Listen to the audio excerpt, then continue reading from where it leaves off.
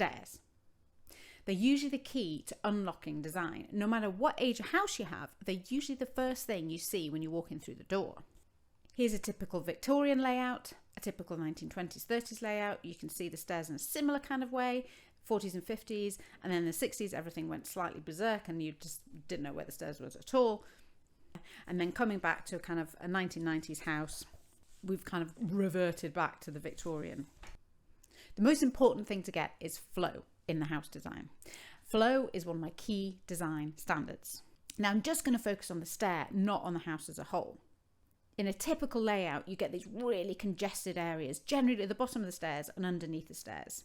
A really simple thing to do is turn the bottom of the stairs. So you can see here, it does a few things. The flow goes straight back into the house. You can create these lovely views as you're walking down the stairs. It's a really simple thing to change the bottom of the stairs. Probably about 400-500 quid's worth of work, definitely under £1,000. So in section, you often have a flat roof over your stair and it can sometimes feel a little bit dark. One thing that's really lovely to do is rake that ceiling to create a skylight above. It doesn't need to be a huge structural change. Your rafters are usually between 400 and 600 mil apart. So you can actually slip a nice slim skylight in there without cutting out rafters. If you're putting a new stair on top of your existing stair, remember your head height has to be 2 meters. There's no minimum width required for your stair. So you can actually get it down to about 650 mil wide, which gives you a really good space saving stair.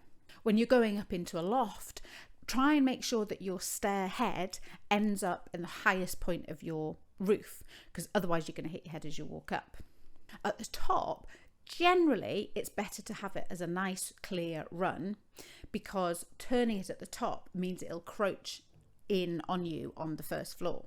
And again, going into the loft, think about a skylight above or a beautiful window that you can see as you walk up the top of the stairs. Think about what you're seeing as you're walking up and down the stairs.